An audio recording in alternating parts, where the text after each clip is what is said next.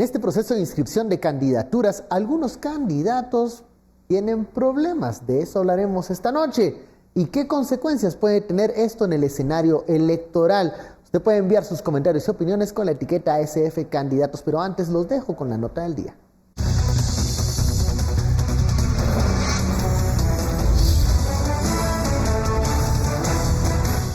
En los últimos 10 días se han incrementado las denuncias que ha recibido la Inspectoría General del Tribunal Supremo Electoral por campaña anticipada. Las 72 denuncias presentadas desde la convocatoria a elecciones generales representa un aumento del 33%. Según las estadísticas, en las Verapaces, Costa Sur y parte del occidente del país son las áreas en donde más denuncias se presentan. Referente a situaciones de posibilidad de campaña anticipada y algunas actividades que se registran de las organizaciones o partidos políticos. Estas se captan a través de las denuncias que presentan ciudadanos, en los monitoreos que realizamos en los medios de comunicación, precisamente, que es una de las fuentes que tenemos, también en las publicaciones que se realizan en las redes sociales. Se han incrementado en un porcentaje de un 33%.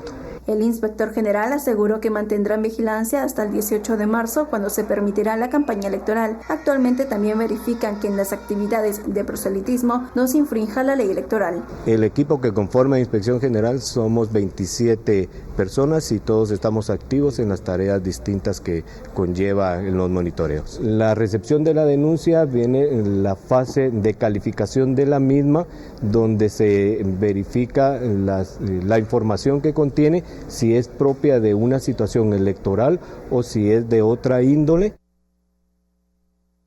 Bienvenidos a Sin Filtro, noche de martes, la etiqueta SF Candidatos. Estamos hablando de este proceso de inscripción en esta etapa que se inició en la convocatoria de elecciones, antes de que ya inicie en marzo propiamente la campaña electoral. Las inscripciones de los candidatos ya comienzan a generar algunos debates, algunas incluso acusaciones de que se les está vedando, se está limitando el derecho de participar a unos u otros candidatos. De eso hablaremos esta noche. Usted puede enviar sus comentarios, opiniones con la etiqueta SF Candidatos. Para profundizar en esta conversación nos acompaña en el estudio Celia Luna, investigadora de ACIES. Muy buenas noches, Celia. Buenas noches, Ben. Buenas noches, Philip. Buenas noches, Renzo. Y buenas noches a la audiencia.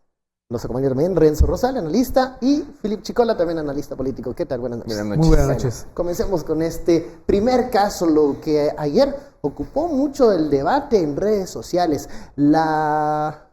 Esta negativa a inscribir a la candidata Suri Ríos. Ella incluso envió audios y hoy ya un video en respuesta a esta negativa.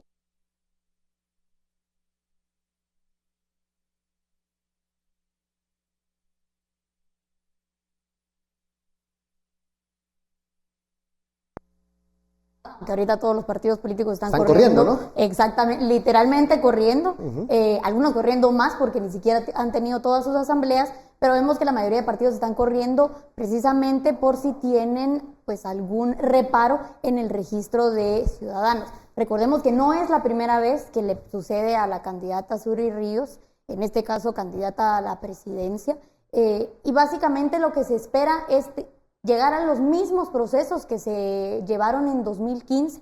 ¿Esto qué quiere decir? Que se tiene que conocer primero en el Tribunal Supremo Electoral, posteriormente se puede llegar a conocer en la Corte Suprema de Justicia y finalmente, como la mayoría de los casos, resolverse en la Corte de Constitucionalidad.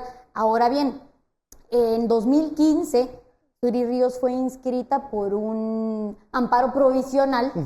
O sea, se le permitió estar en la boleta. Exactamente, se le permitió, sí, estar en la boleta, y pues como ella ya no llegó a ser electa presidente de la República, por así decirlo, se entorpeció ese proceso y se vino para abajo y ya no llegó entonces hasta la Corte de Constitucionalidad, que sería donde se hubiera tenido que resolver este caso. Entonces, en este año podríamos llegar a ver que se resuelva en la Corte de Constitucionalidad, y creo que aquí es donde está el punto álgido, precisamente por cómo se encuentra ahorita la Corte de Constitucionalidad, el desgaste que ha tenido a raíz de otros casos, pero que sí va a tener mucha audiencia, creería yo, no solamente la inscripción de Suri Ríos, sino otras inscripciones que puedan llegar a judicializarse y llegar hasta la Corte de Constitucionalidad. Este escenario predecible de que se negara la inscripción de Suri Ríos, creo que incluso el Partido Valor ya lo tenía entre los temas que tenía que abordar, pero hay mucha probabilidad de que se le permita participar como en 2015, Philip. Sí, es que recordemos un poco cómo fue el proceso en 2015. El proceso en 2015 básicamente es, en primera instancia, el registro de ciudadanos no la inscribe, o sea, deniega su inscripción. Ante lo resuelto por el registro de ciudadanos, Suri Ríos, en ese momento corriendo con el partido Viva, presenta recurso de nulidad que lo conoce el Tribunal Supremo Electoral y lo rechaza. Hay un recurso de revisión que es de trámite, honestamente, y también lo rechaza.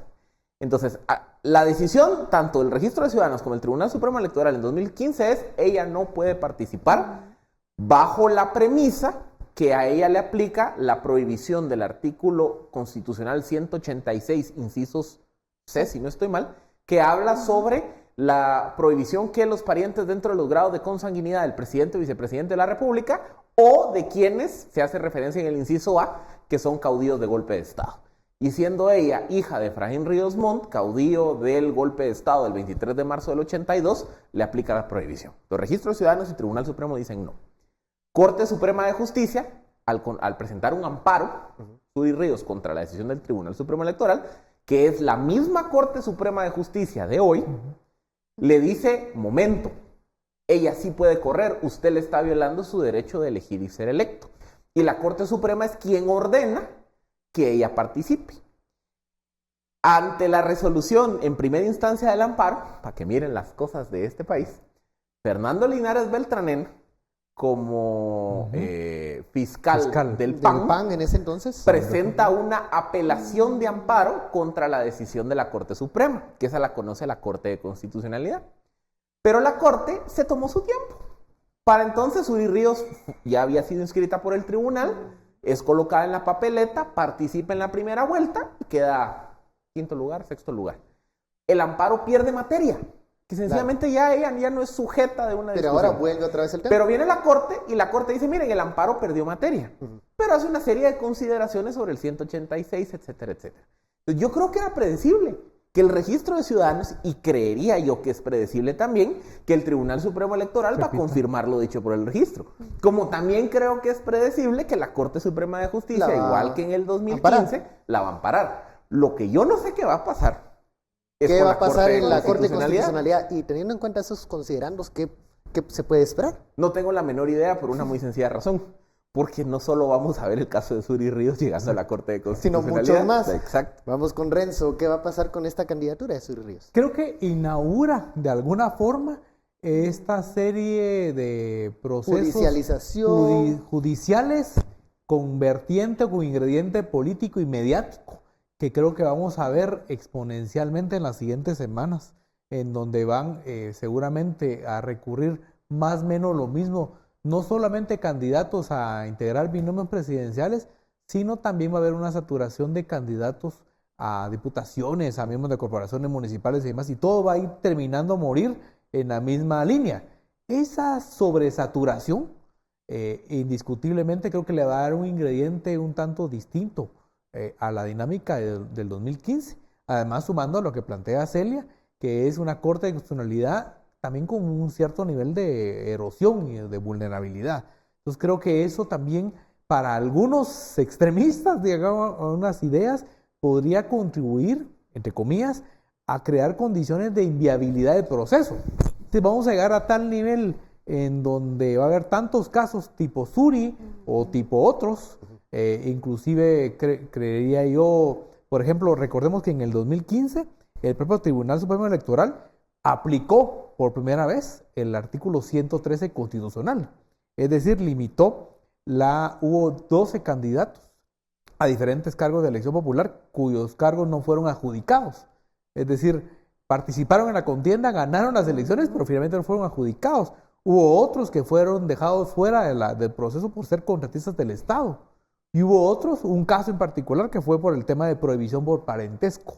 Entonces, si vemos la tipología, en el caso del tribunal, más estos casos que podrían pasar por la Corte Suprema de Justicia y por la Corte de Constitucionalidad, crean una vorágine muy fuerte.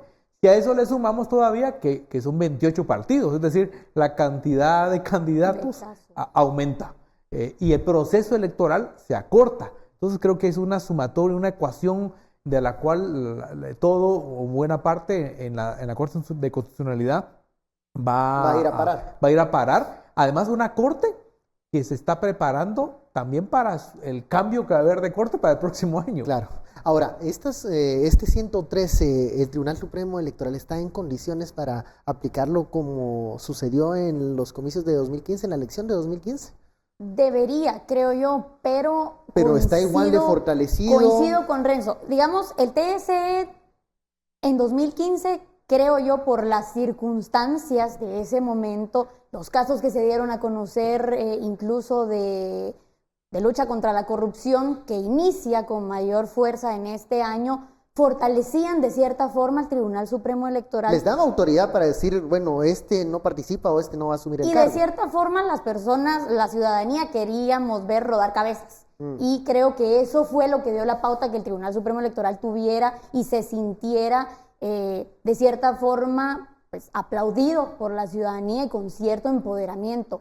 Hoy no. Y lo preocupante es que hoy no es la ciudadanía la que duda del Tribunal Supremo Electoral, son las mismas autoridades gubernamentales las que ponen de cierta forma en jaque a las autoridades del Tribunal Supremo Electoral, porque pues dudan de un proceso electoral libre, dudan de unas elecciones sin injerencia extranjera, dicen ellos. Entonces todos estos argumentos que puedan tener otras autoridades gubernamentales hacen que esa ciudadanía, que antes sí le daba el poder y quería que el Tribunal Supremo actuara, ya lo ponga en cierta duda. Y recordemos que si el proceso electoral es señalado, las últimas consecuencias, por así decirlo, a las que podríamos llegar, es que los resultados electorales sean también señalados. Entonces, de cierta forma se busca deslegitimar, o yo creería que dependiendo de los resultados que se vayan a obtener, esto ya quiere decir de los candidatos que queden electos,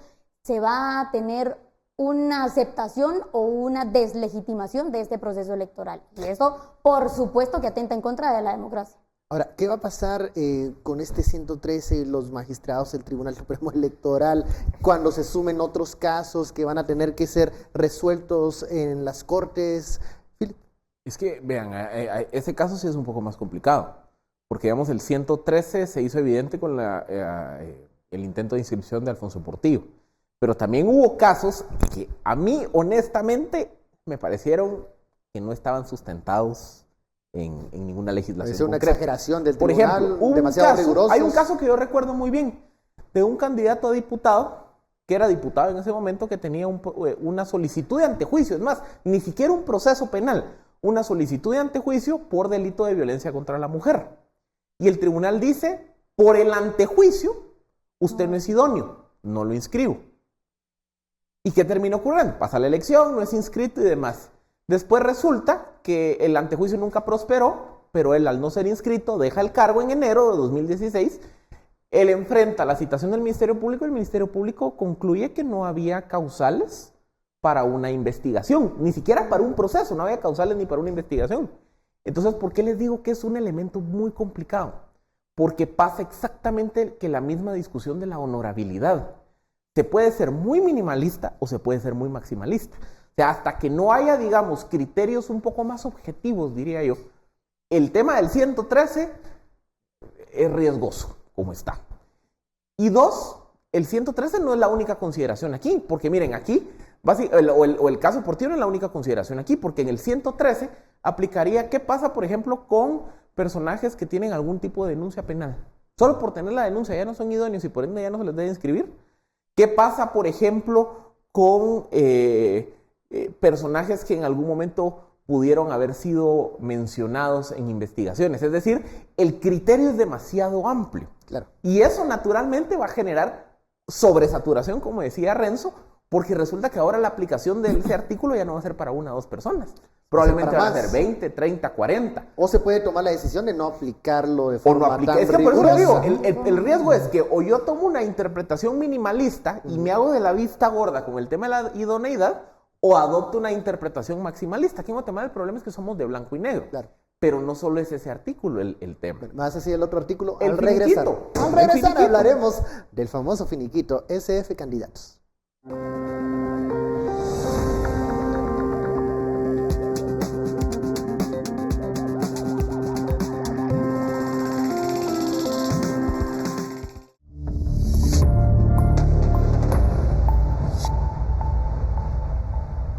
Regresamos a Sin Filtro, la etiqueta SF Candidatos. Estamos hablando de estos procesos de inscripción que sabemos muchos de ellos van a terminar judicializados. En el bloque anterior nos quedamos con el tema del finiquito, un tema que es polémico, controversial y que incluso ya algunos personajes políticos están mencionando como uno de los temas a discutir, si se tiene o no finiquito, si vale o no, si qué pasa si hay un proceso y ya un candidato tiene un finiquito. ¿Qué sucede con eso? Renzo. Creo que un elemento fundamental que corre en paralelo, por lo menos de momento, es la elección del próximo Contralor. Y diría yo que casi que una suerte de requisito no escrito es que tanto ese Contralor de la sexteta que está ahora en la recta final en el Congreso se va a convertir en un pasador fácil de finiquitos en unos casos y en obstaculizador, en el factor de límite, de poner un requisito no discutido públicamente, algunos ¿no? otros. Ajá. Yo diría que inclusive entre diciembre y enero, que ha sido el periodo de negociación, este factor, este elemento que mencionamos alrededor de los así conocidos finiquitos, aunque su nombre formal es otro, es un elemento fundamental. Digo esto traducido en otras formas. Evidentemente hay una suerte de correlación en el Congreso de la República del grupos alrededor del oficialismo, el FCN, todos y demás, cuyo encargo para el próximo Contralor es ayúdenos a nosotros a pasar finiquitos, además de gente que puedan ellos postular con dificultades de orden legal, inclusive, por ser contratistas o inclusive por estar vinculados con estructuras de crimen organizado, etcétera, pero al mismo tiempo obstaculice tales y tales candidaturas. Yo diría que esa elección termina siendo decisiva, la del próximo Contralor, porque es durante la nueva administración, que podría ser ahora de febrero o marzo, en donde este elemento, este requisito va a cobrar notable importancia. Agrego, en el caso particular de aquellos que tienen finiquitos, pero que fueron extendidos hace algunos meses, hay que recordar que la ley estipula que digamos que tiene una vigencia, igual que los antecedentes y demás, es decir, no puede tener más allá de 6 meses de vigencia. Probablemente si fueron extendidos en septiembre, octubre del año pasado, para efectos del proceso electoral ya no tendrían validez y tendrían que recurrir a solicitar nuevamente el finiquito, donde otra vez encontramos en una lógica que no necesariamente, porque se lo dieron el año pasado, ahora se lo pueden dar. Probablemente han ocurrido bien causas, evidentes, en donde tenga impedimento para que le den el documento, o bien que las nuevas autoridades de la Contraloría se conviertan, digamos, en una suerte de brecha, en ese sentido. De filtro para los posibles candidatos. El finiquito siempre se ha hablado en torno a qué tan rápido se obtiene, por qué algunos exfuncionarios ya lo tienen y otros se atrasan. Ha servido como esta barrera para muchas de las candidaturas. ¿Qué se puede esperar de aquí a un mes, ahora que se elija este nuevo Contralor, con ese tema del finiquito? Pues yo creo que lo mismo, digamos que como mencionaba Renzo, esto puede sea una barrera para mi enemigo o el enemigo de mi amigo que me puso, recordemos ese compadrazgo que siempre acompaña o casi siempre acompaña la elección de ciertas autoridades aquí en Guatemala, o bien puede ser esa luz verde para, nuevamente, la persona que me puso en el cargo, o la persona que se encargó de que yo pudiera llegar con una mayor facilidad. Lo mismo ocurre con estas constancias. Recordemos que pues, hay otros requisitos también y veamos lo que está pasando en el RENAP. Digamos que todo tiene que ir concatenado en este momento en el que se están inscribiendo los candidatos, pero en el caso de esta constancia, de este finiquito, sí tiene muchas veces que ver con ese compadrazgo, con esas relaciones y esos intereses.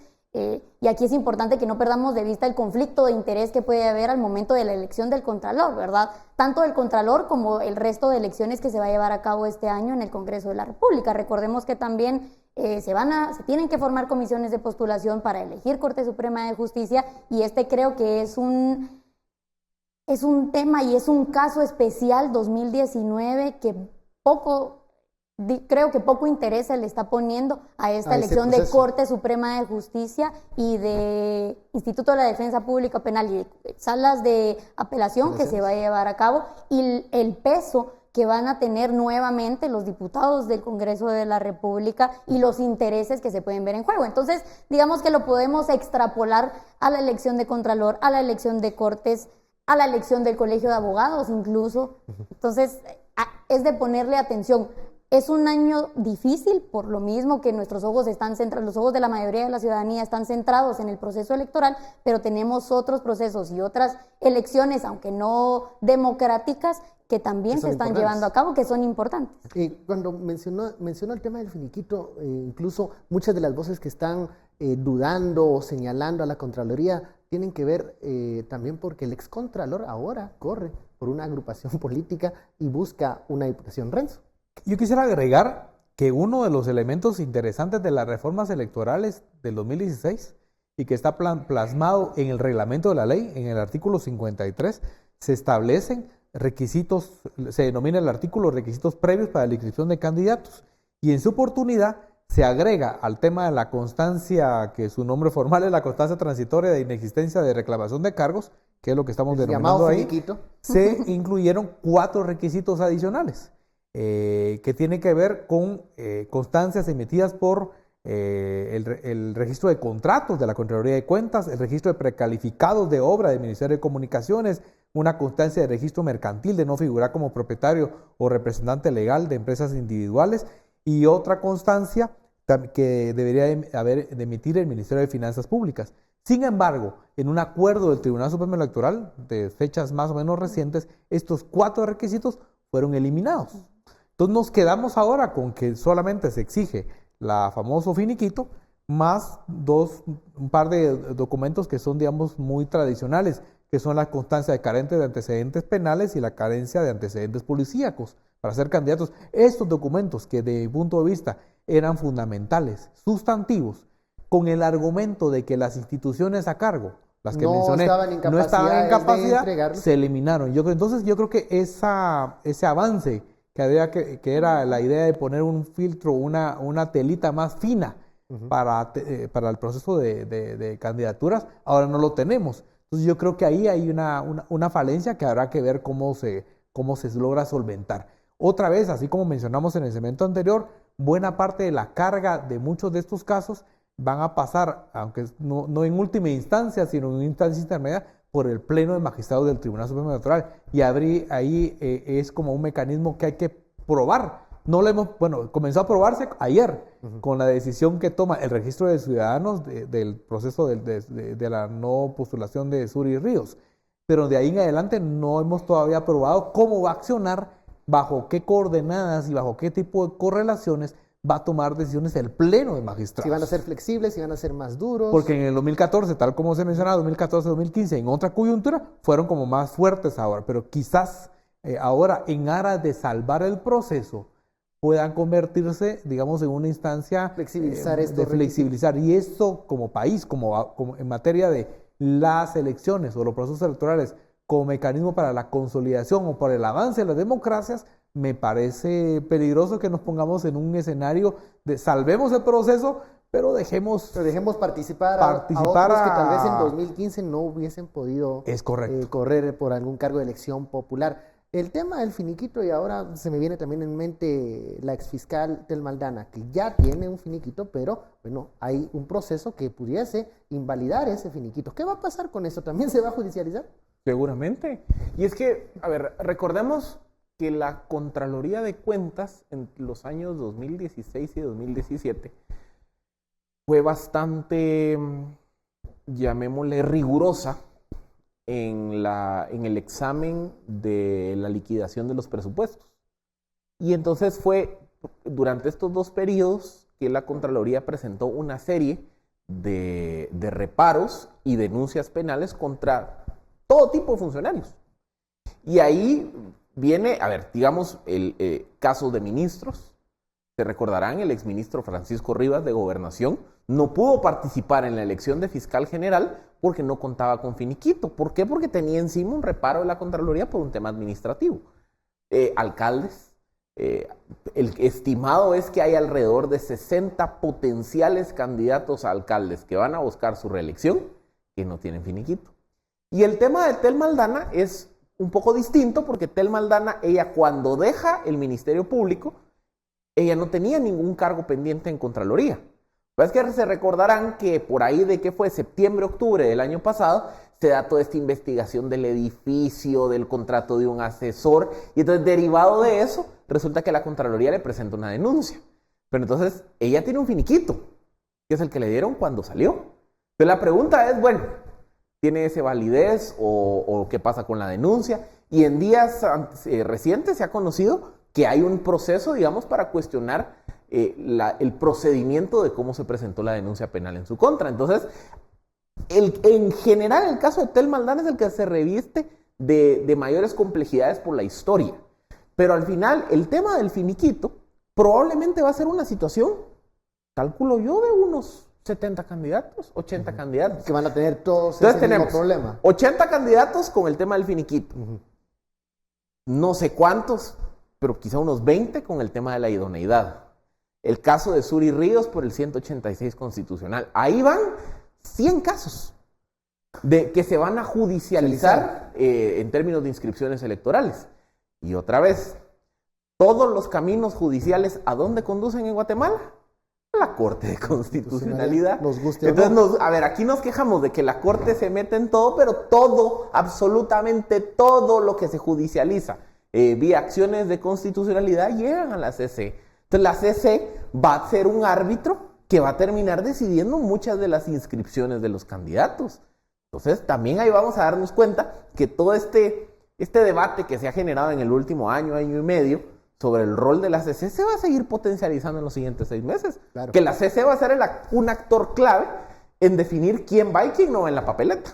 Como para ser ese árbitro final que nos diga quién va a participar y quién no. Y yo creo que nadie va a quedar satisfecho luego de estas decisiones difíciles. Si vemos el tema de finiquito, vemos el tema de la idoneidad, se me ocurren los candidatos que tienen procesos abiertos o solicitudes de antejuicio. ¿Qué va a pasar con ellos? Se me viene a mente la diputada Ninette Montenegro si va a optar a un cargo de elección popular. ¿Qué va a pasar con la candidatura? Bueno, lo importante de esto es, ya habíamos hablado del caso de Suri Ríos, ya habíamos hablado de ese corre-corre, por así decirlo, en el que tuvo que caer tanto la Corte Suprema de Justicia como el Registro de Ciudadanos, que al final pues queda inscrita en 2015. En 2015, exactamente. Creo que lo vamos a ver, se está abriendo un espacio para que pase exactamente lo mismo, que veamos los casos yendo en la misma dirección, y lo importante de esto, está el caso de Ninette Montenegro, pero lo importante, creo yo, es el de los diputados, sobre todo los diputados que quieran reelegirse nuevamente. ¿Por qué? Porque vemos que todo el proceso electoral cae nuevamente con el proceso de elección de Corte Suprema de Justicia y más que todo de salas de apelación. Entonces, posiblemente los casos que ya se han destapado y los que se vayan a destapar durante el proceso vayan a caer en manos de las personas a las que vayan a designar los diputados. Entonces aquí es donde tenemos ese conflicto. Lo tenemos que ver desde ahora, no es que vaya a pasar el próximo año, no es que va a pasar dentro de 4 años, es que ahorita mismo se está llevando a cabo todas estas elecciones y muchas veces se dice, muchas veces se habla que por mucho que se presenten muchos candidatos, las listas ya están hechas, acordadas. Claro. Exactamente. Entonces, a esto es a lo que le tenemos que poner atención. Tenemos que enfocarnos en lo que está pasando con los candidatos, pero también tenemos candidatos presidenciales, porque es de lo que más hablamos, ¿verdad? Pero también tenemos que ver qué está pasando en el Congreso, recordar cuál ha sido el rol que han tenido los diputados en estos últimos 4 años, cómo se dan las alianzas a conveniencia dentro del Congreso, porque un día tenemos a una oposición del partido oficial, pero al día siguiente los tenemos haciendo alianzas para elegir las cortes, como lo vimos con el Partido Líder y el Partido Patriota en su momento. Recordemos el 2014, ¿no? Exactamente. Esa corte electa por esos dos partidos políticos. La conveniencia, por lo mismo que los diputados y demás funcionarios saben que son las personas que van a entrar a conocer sus casos, que ya son conocidos o los que se puedan dar en estos meses. Complicada esta judicialización de las inscripciones de candidatos, no solo presidenciales, sino Les agrego un dato rapidito. Al regreso, porque tenemos que ir al corte. Un amparo te voy a meter, fíjate.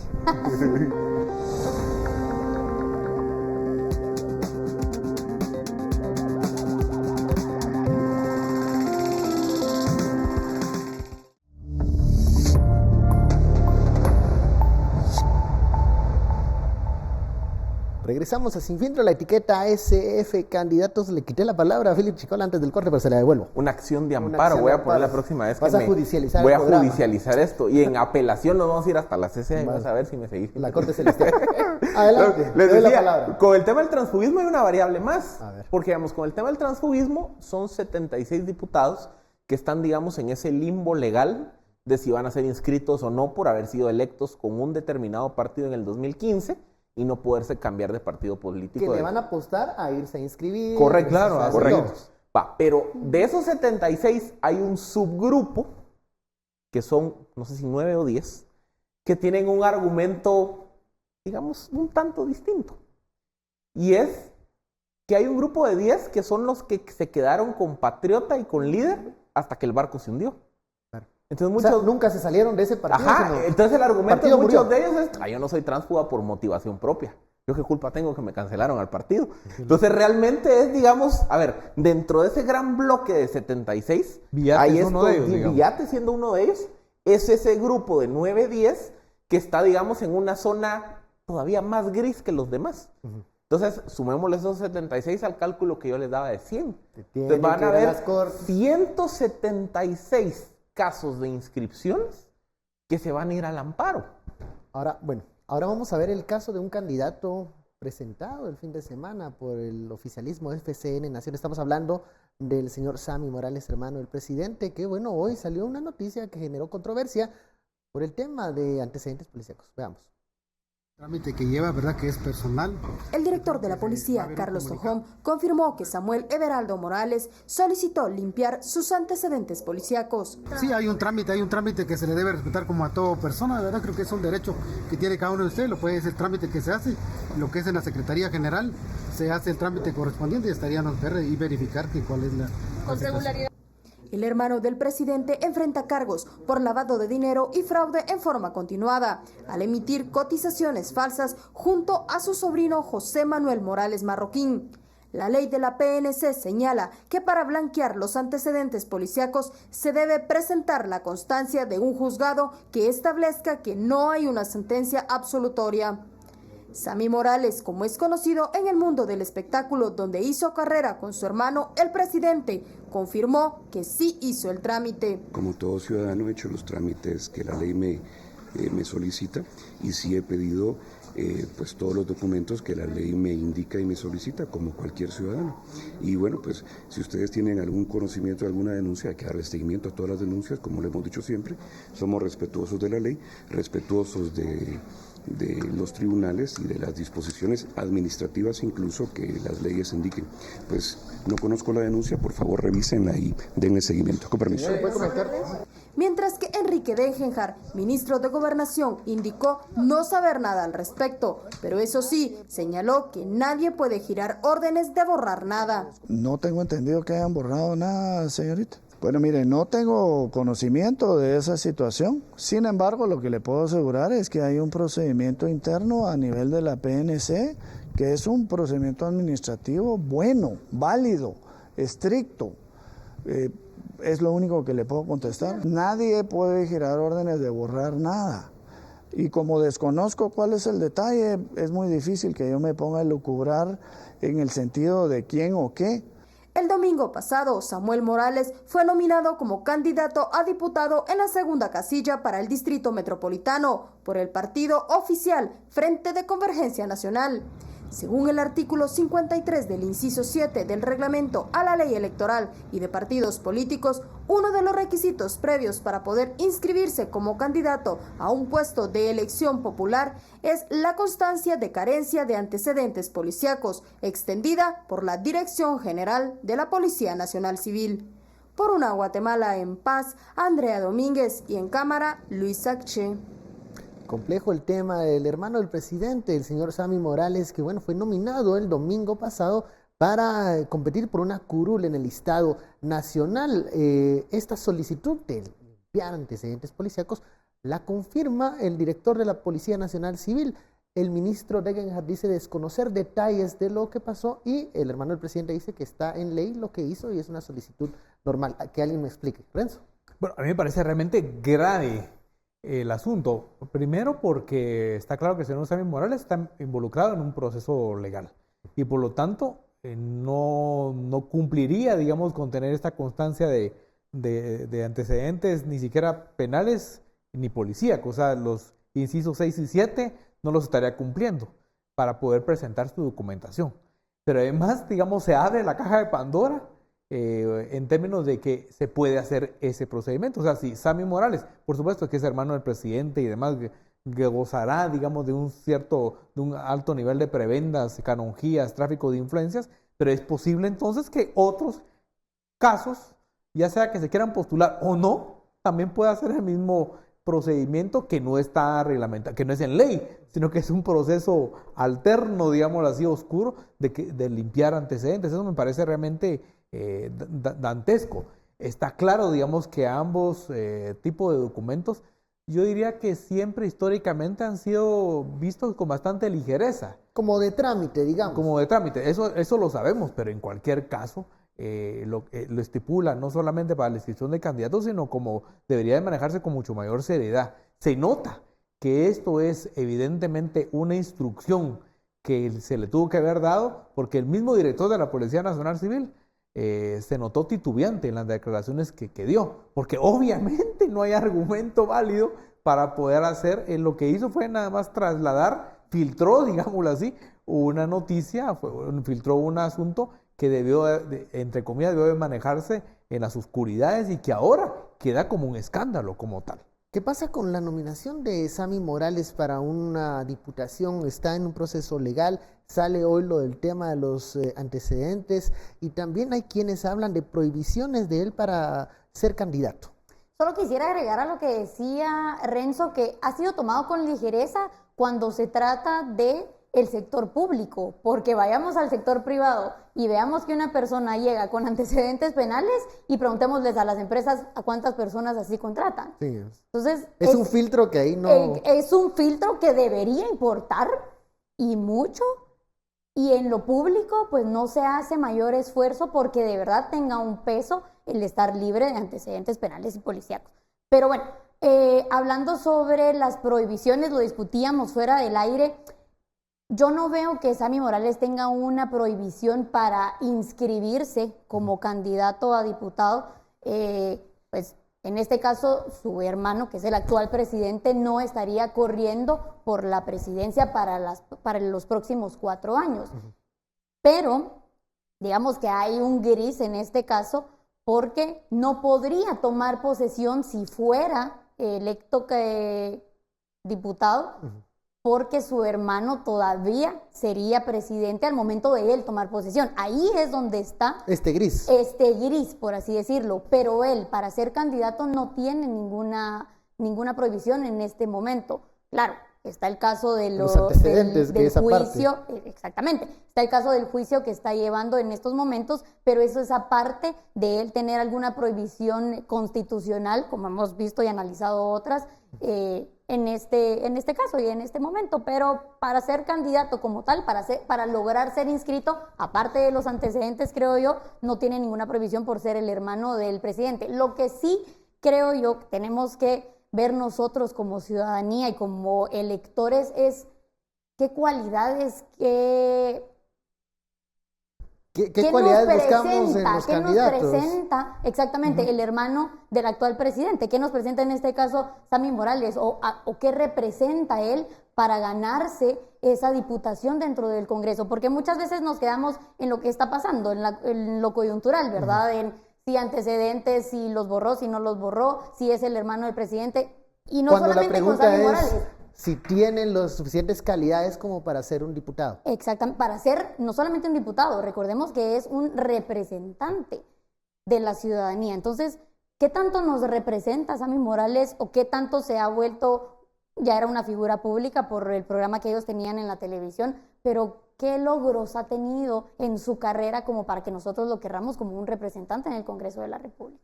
Paso por acá de los famosos grises que menciona Celia, hay uno también con el tema del hermano del presidente, no solo los antecedentes que ya genera bastante controversia. Es que el caso del hermano es un buen ejemplo de esa discusión del tema de la idoneidad y la honorabilidad. Bajo el criterio de 2015, el tribunal no le debería inscribir. Bajo el mismo criterio que utilizaron en el 2015. Que, ojo. No estamos en el contexto de 2015. Ajá, no estamos en el contexto de 2015. Y ojo, yo mismo he pensado que también el tribunal, digamos, se dejó llevar en ese momento por la emotividad, del momento. Yo sí creo que el de tema... la plaza, diría. Como les digo, el tema de la honorabilidad y la idoneidad, a ver, es... Mientras no hayan elementos objetivos de calificación, que es lo que se ha ido generando, por ejemplo, en los procesos de evaluación, sobre todo en comisiones de postulación, es muy fácil caer en una dinámica muy minimalista de decir, bueno, honorabilidad es que no tenga condenas. O es muy fácil caer en un contexto muy maximalista. Cualquier denuncia. Cualquier cosa, una denuncia, una manchita, entonces sos no honorable. Entonces, por eso les digo, es muy fácil que dependiendo del contexto del momento, contexto político, se vaya para un extremo o se vaya para el otro. Por eso yo sí creo que es importante, digamos, desarrollar un marco normativo, en este caso, que el tribunal emita algún tipo de acuerdo, estableciendo cuáles son los criterios objetivos sobre los cuales se evalúa si una persona es honorable o no. Por ejemplo, estar ligado a proceso penal puede ser una consideración para decir, no sos honorable, pero que esté escrito en algo. Ajá. Entonces, yo sí creo que el caso de Sammy Morales probablemente va a integrar el grupo de casos de que les va a aplicar la discusión sobre el artículo 113 constitucional. ¿Y dónde va a terminar cayendo? En la Corte. Y aparte, si le queremos agregar, digamos, elementos a esta complejidad de análisis. Más elementos más complejos. Todavía, a ver, es adelante, porque por supuesto, eso ya es en la escena, en la arena política, no en la jurídica, que es cuáles son las intenciones reales de un personaje como Sammy Morales para buscar la candidatura. No solamente es por estar en el Congreso, muy probablemente lo que esté buscando es inmunidad. Inmunidad porque una vez que sea tan solo candidato y que reciba las credenciales, si las logra tener, gozaría de inmunidad. Y de pronto pensando no tanto en el caso en el cual está implicado, junto con su sobrino, sino en los probables casos que no han sido destapados. Claro. Y que pudieran darse a futuro y que tendrían digamos, un contenido mucho mayor, quizá lo que está buscando finalmente es protección. Triste sería ir al Congreso buscando inmunidad y no representar al votante, pero puede existir en algunos casos. Tenemos bastantes en esa línea. Ya hay varios de esos casos. Vamos a la pausa, regresamos luego del corte.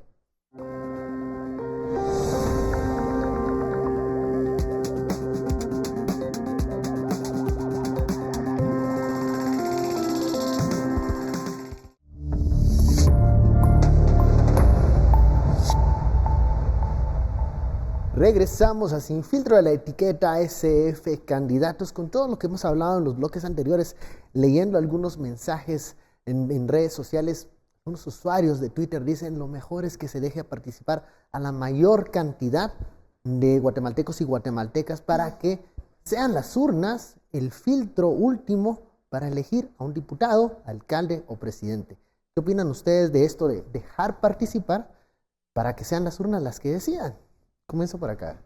Muchas veces eso es lo que decimos, pero tenemos que recordar la normativa que tenemos, que lamentablemente pues no es la mejor ni es la que permite que sean las urnas las que decidan quiénes, bueno, si las personas con mayor honorabilidad, con mayor honradez, sean quienes llegan a estos puestos de elección popular.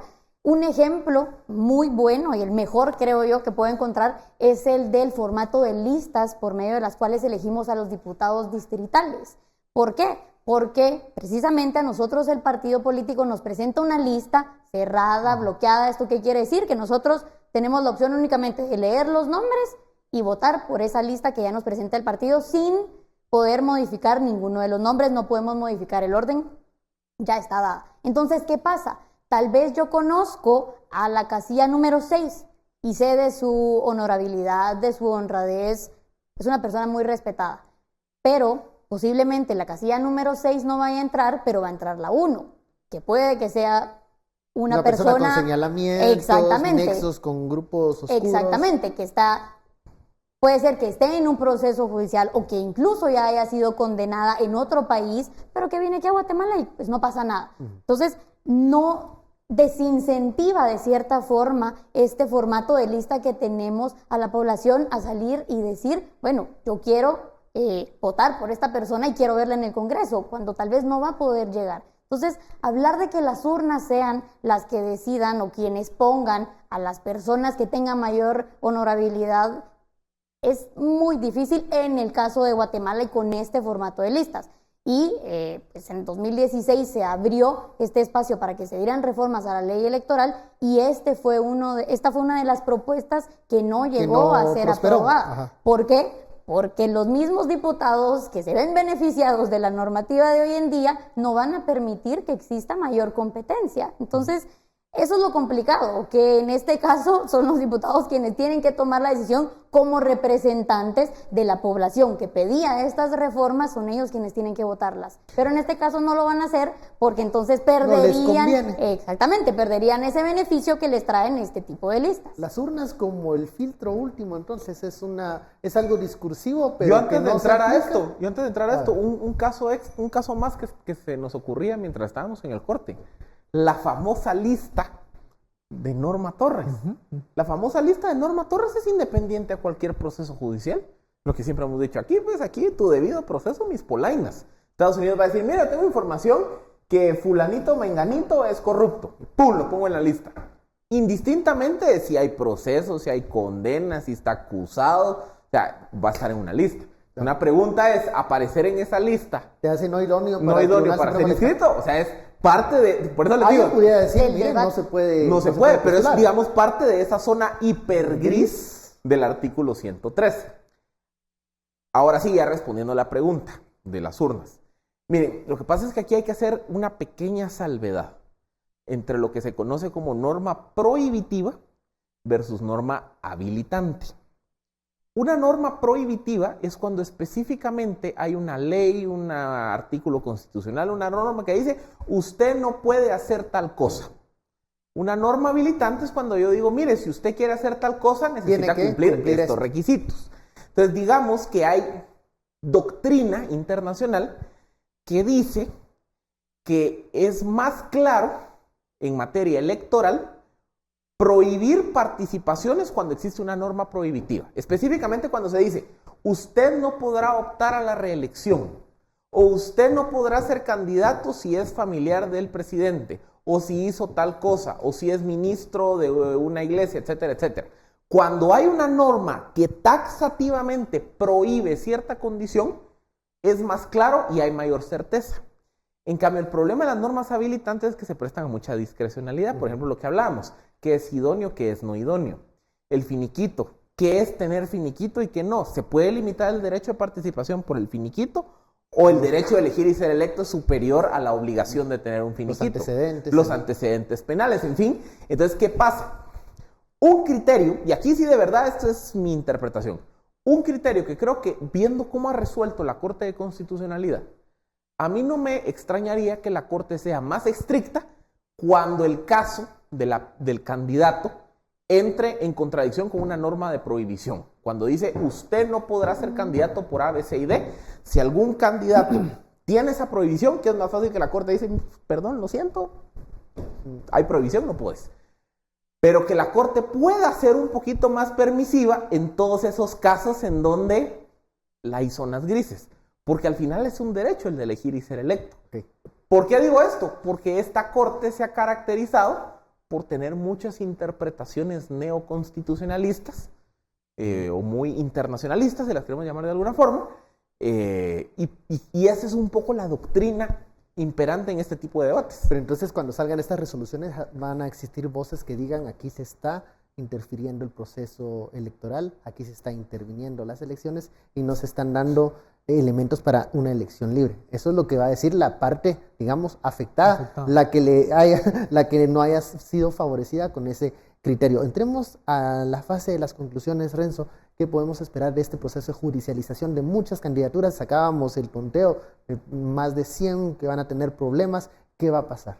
Mi gran temor o uno de los grandes preocupaciones tiene que ver con que en aras de, ya lo repasábamos minutos atrás, en aras del proceso y en el marco de la gran... Porque no hay que olvidar que estas elecciones se sitúan, a diferencia del 2015, no como la oportunidad de sacar la cabeza del agua como fue pensado en aquel momento. ¿En 2015? El 2015 que quedó, digamos, estaban las movilizaciones y las elecciones, así como, lleguemos a las elecciones y ahí va a estar la solución. Evidentemente, digamos, no lo fue. Al contrario, metimos mal la cabeza entre el lodo. Entonces ahora el proceso electoral 2019 queda subsumido en una nube mucho mayor, de una crisis político-institucional de larga duración y de alta densidad que está instalada, va a tener implicaciones en el proceso electoral y va a continuar después del proceso electoral. Entonces creo que ese es un elemento fundamental. Entonces mi preocupación es que en ese marco, durante el proceso, van a ser postulados y muy probablemente electos muchas personas digamos, absolutamente cuestionadas, que no cumplan con estos requisitos y que logren solventar por todos los intríngulis judiciales y demás, por la manipulación de jueces y magistrados, por la parcialidad de la justicia en Guatemala, logren finalmente ser electos para diferentes cargos de elección. Entonces me parece que muchas de las figuras que hoy estamos viendo cuestionadas absolutamente en el Congreso e inclusive a nivel también de corporaciones municipales, las vamos a ver potenciadas de aquí en adelante. Entonces me parece... muy posible que participen en el proceso electoral. Al igual que el binomio presidencial, no podemos decir en ese momento quién va a ser el electo, pero muy probablemente con la lista de los binomios que tenemos ya desfilando, donde casi la mayoría, digamos, de ellos tienen altos niveles de cuestionamiento, que simplemente ni siquiera deberían de ser inscritos por la aplicación del 113, comenzando por ahí, pero que probablemente logren pasar por ahí. Mi gran preocupación entonces es que el conjunto de los electos en su mayoría lo que va a contribuir, pero en negativo en este caso, es a una mayor erosión de la precaria gobernabilidad del país y por lo tanto a mantener un régimen no solo de impunidad, sino de empeoramiento de las condiciones políticos y sociales. A esa lógica es a la que estamos orientando el proceso, donde lamentablemente los diversos mecanismos de filtro que están estipulados en ley para el proceso de inscripción de candidatos, tal parece que van a haber diversas veredas por las cuales se van a saltar, digamos, van a poder... para lograr estar en la boleta. Para lograr ese proceso. Y el resultado, digamos, la gran ecuación es un poquito esta que acabo de subrayar. Bueno, conclusiones, ¿cómo vamos a ver este escenario? Veremos muchos de estos personajes cuestionados que finalmente van a llegar a la boleta, pero yo me pregunto, ¿los va a elegir el pueblo de Guatemala aún con todos estos señalamientos? Pues va a haber personas que definitivamente van a voltear a ver nuevos candidatos. Esto es importante. Nuevos candidatos y nuevas agrupaciones políticas, más no nuevas caras. Los nuevos candidatos van a ser los menos, creo yo. La renovación, la oxigenación incluso de las candidaturas no la estamos viendo y las personas ya se lo están preguntando. La ciudadanía ya se está preguntando, bueno, tuvimos reformas en 2016, pero ¿de qué sirvieron si tenemos exactamente las mismas personas, casi los mismos candidatos que tuvimos en 2015? Recordemos que estas reformas y que la ley electoral tampoco es una varita mágica que va a decir ahora vamos a tener toda la renovación que no hemos tenido en estos 40 años casi de democracia. Entonces sí es importante que como ciudadanía que vamos a salir a elegir en un par de meses nos informemos, sepamos quiénes son las caras que están llegando, cuáles son sus antecedentes, no me refiero a los penales, sino que cuáles son sus antecedentes en ¿qué es el lo que han hecho trabajo antes, verdad? Exactamente, qué es lo que han hecho, por qué están optando a un cargo de elección popular, qué los hace a ellos mejores que a los otros candidatos, que son muchas veces los debates que no tenemos, debates de ideas, qué me presenta esta persona versus esta por la que yo la debería de elegir. Y esto lo vemos y necesitamos saberlo tanto en binomio presidencial como en diputados, como corporaciones municipales y el resto de cargos que vayamos a elegir. Nosotros como ciudadanía tenemos que ser más críticos, tenemos que empezar por nosotros y por ese rol que tenemos que tener más participativo, más activo para poder tener autoridades que cumplan con esos requisitos que nosotros les pedimos. Pero mientras no nos interesemos y no nos informemos, difícilmente vamos a lograr que las Cortes al final, que es a donde van a llegar la mayoría de estas candidaturas, puedan decidir por nosotros o que hagan la limpieza que nosotros deberíamos hacer por medio de las elecciones. Yo un comentario. Un minuto. Esto es más de análisis político que legal. Pero digamos, en términos generales, cuando las Cortes se vuelven muy activas en decir quién sí y quién no, y sobre todo cuando hay muchos nos, o sea, por las razones que sean, digamos, aquí no evaluemos las condiciones jurídicas. El efecto político, cuando hay muchos candidatos a los que se les dice no, es que se duda de la legitimidad de la elección. Entonces, digamos que también es jugar un poco con fuego. O sea, cuando yo pongo muchos requisitos grises que van a ser sujetos de una serie de casos judiciales y al final la Corte termina haciendo un filtro que dice este sí, este no, este no, este no, y hay muchos nos en todo el mundo.